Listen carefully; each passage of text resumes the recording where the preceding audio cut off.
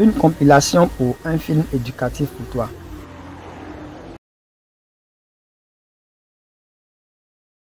Le monde spirituel invisible. Cette animation est pour les chrétiens. Il y a un monde spirituel invisible tout autour de nous. Le monde spirituel invisible est sous la domination de Satan. Lire 2 Corinthiens 4, verset 4 et Jean 12, verset 31. Chaque être humain peut voir, percevoir le monde physique. Le monde spirituel est un monde que chaque être humain est incapable de voir. Il y a un aveuglement spirituel, c'est-à-dire que chaque incroyant est incapable de voir le Christ et Dieu. Colossiens 1, versets 15 à 16.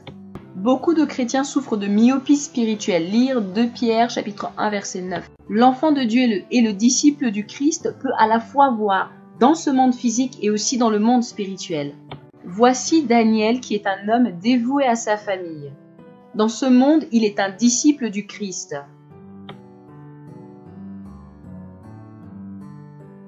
Il est aussi un soldat de Dieu dans le monde spirituel invisible. Dans le monde physique, dans le monde spirituel invisible, dans le monde physique, dans le monde spirituel invisible. Énormément de gens sont escortés et esclaves de démons invisibles. Dans le monde physique,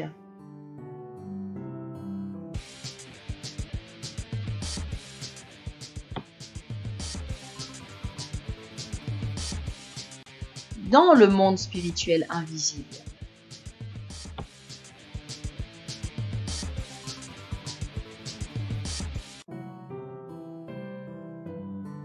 Dans le monde physique, dans le monde spirituel invisible.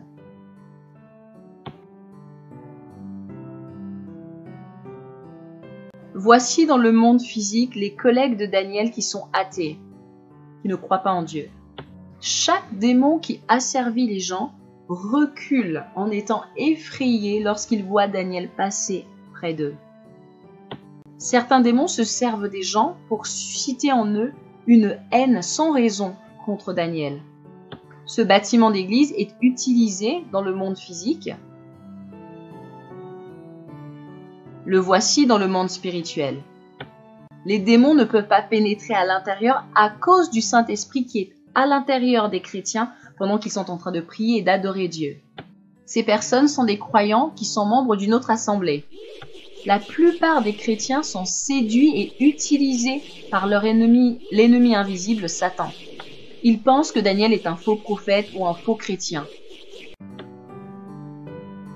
Ces hommes sont des disciples de Dieu. Bonjour Daniel, comment allez-vous les amis?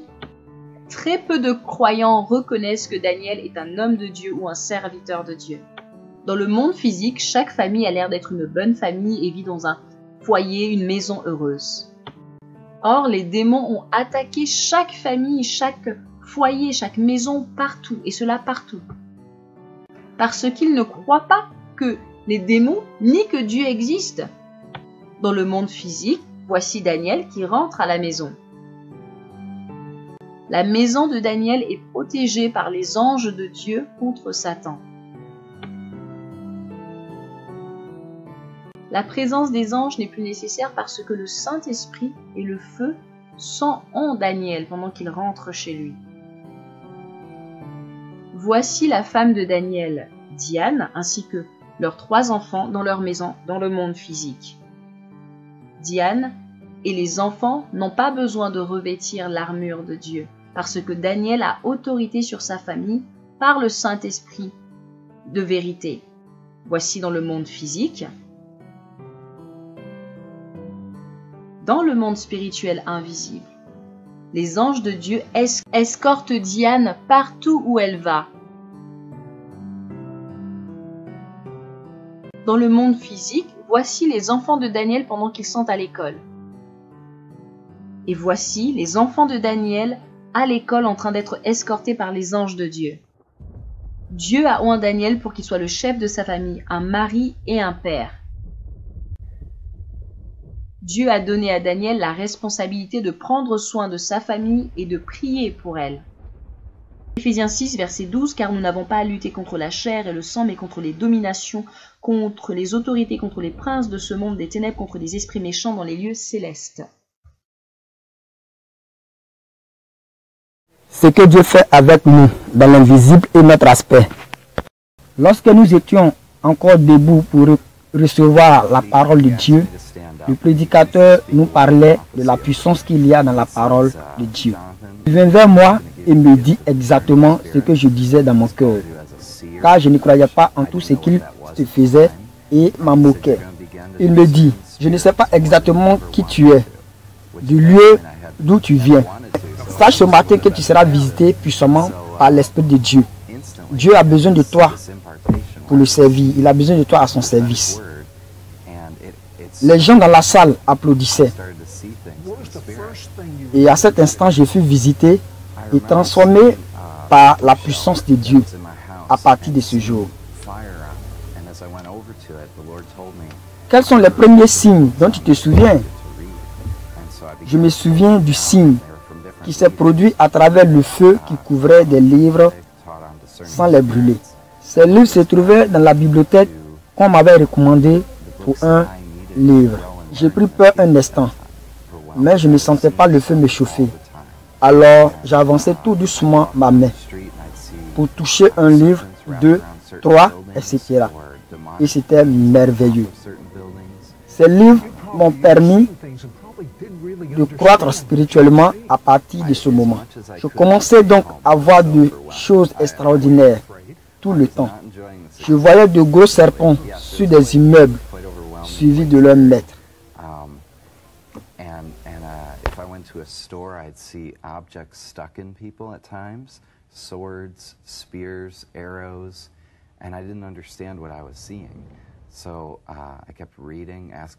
J'exhortais les autres à se donner véritablement à Christ en abandonnant leur mauvaise voie.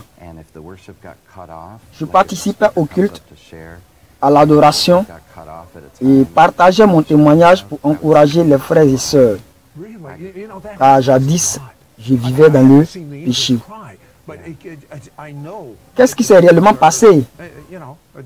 Je sais que beaucoup de choses se sont produites. Exactement, exactement. Peux-tu nous expliquer ce qui s'est passé lorsque tu étais assis sous les arbres? Behind a believer, it was like it shined out in all directions, and you could tell who a believer was because they carried. Je voyais deux hommes causer. La lumière se dégageait du côté de l'autre, dans ma direction, alors que le second n'était pas éclairé.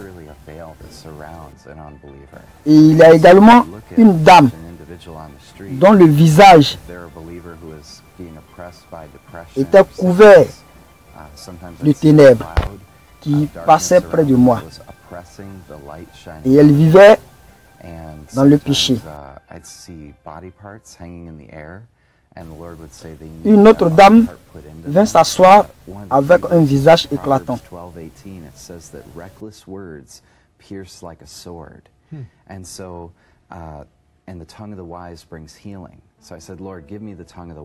Et Dieu m'a ouvert les yeux un jour à l'église sur la vie d'une femme qui a reçu plusieurs coups de honte, d'humiliation, de haine et de toutes sortes de maux. Et chaque mal ou douleur qu'elle avait était matérialisé par un poignard dans son corps. Je lui demandai si elle se portait bien. Elle me répondit non, car je ressens physiquement des flèches et douleurs en moi, me rendant tout le temps malheureuse. Je lui dis, je vais prier pour toi et la puissance de Dieu va t'affranchir. La puissance de Dieu l'a totalement délivré de ce mal pour toujours. Et ces flèches et poignards qu'elle ressentait l'ont totalement quitté. Exactly. That's the best way to say it. And so I said, well, honey, let me pray for you and let's remove these spheres. And so we began to pray through prayers of forgiveness. Un jour, Releasing those people who had lors d'un temps d'adoration, we prayed for j'ai vu deux anges aux côtés de celui qui chantait avec le feu de Dieu.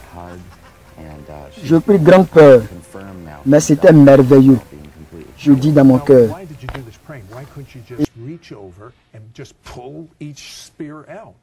Well, that's a great question because some people have done that, but the wound is still there.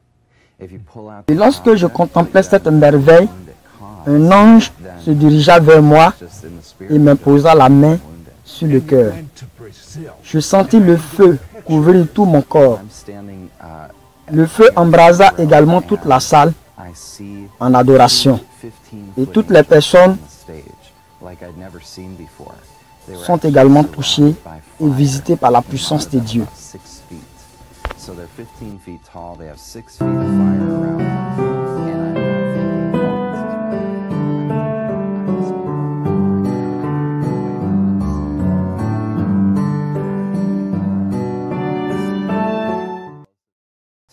Quand une église n'a pas une vie de prière et de sanctification, elle est envoûtée par l'ennemi qui en prend le contrôle.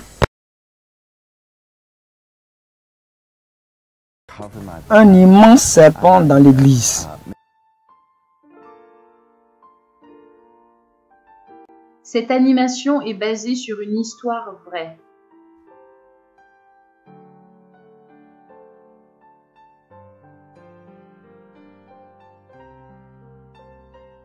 Le prophète a fréquenté une église locale pendant un certain nombre d'années.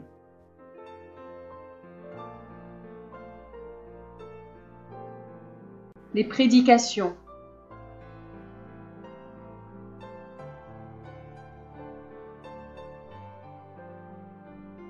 Cet homme est un prophète de Dieu.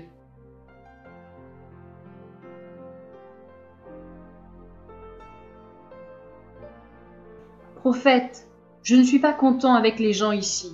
Je n'accepte pas cette église. Parce qu'ils ont caché leurs péchés dans leur cœur. Je vais ouvrir tes yeux afin que tu puisses voir avec tes yeux spirituels.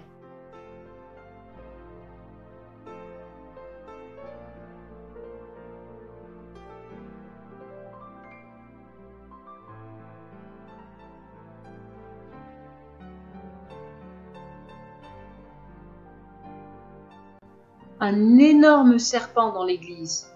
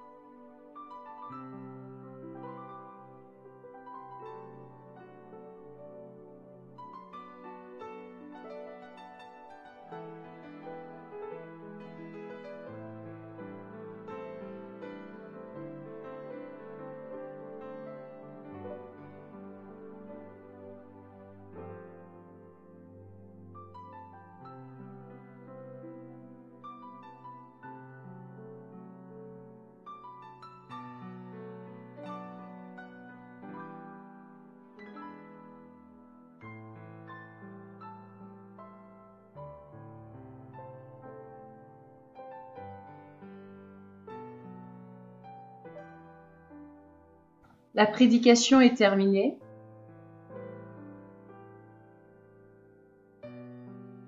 Le prophète parlait avec le pasteur de l'assemblée de l'église. J'ai vu un énorme serpent rampant ici et mordant la tête de chaque membre de l'église. Vous devriez leur dire de se repentir de leurs péchés maintenant. Ça suffit, ne les juge pas. Notre Église a toujours été protégée par le sang de Jésus.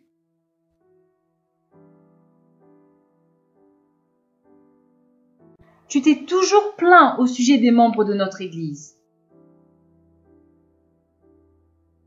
Arrête de les juger. Mais je l'ai vu de mes propres yeux. Je te conseille de prendre un rendez-vous immédiatement pour faire tester ta vue. Quoi ?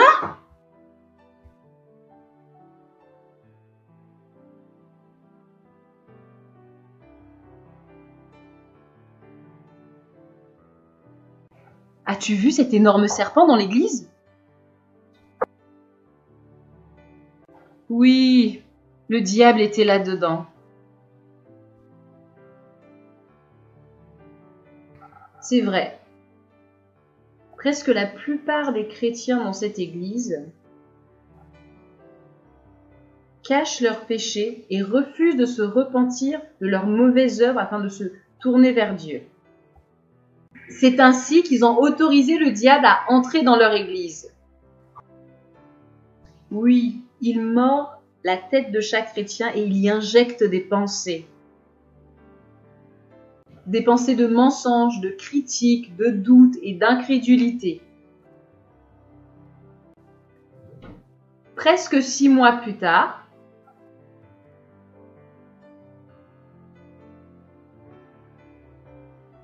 le prophète conduisait en direction de chez lui.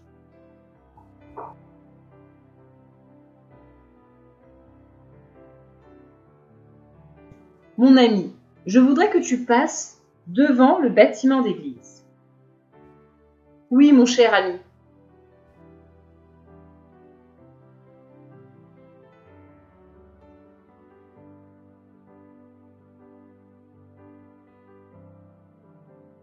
L'ancienne assemblée ou église locale du prophète. L'assemblée, l'église locale est maintenant remplie de chrétiens.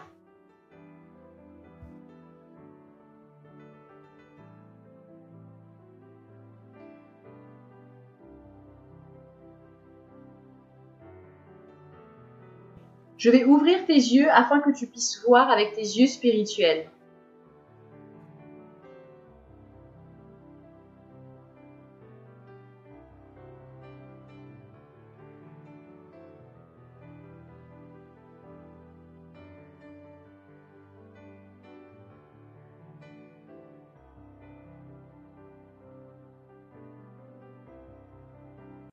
Cette église est remplie de serpents démoniaques.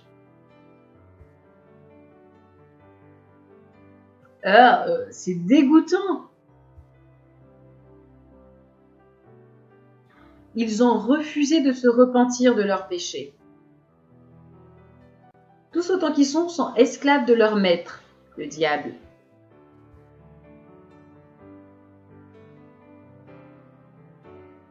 Sois averti. Si tu refuses de te repentir de tes péchés,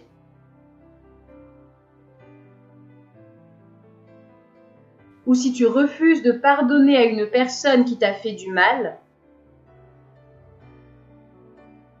ne va pas à l'église locale, car les serpents démoniaques rentreront en toi, à moins que tu ne te repentes.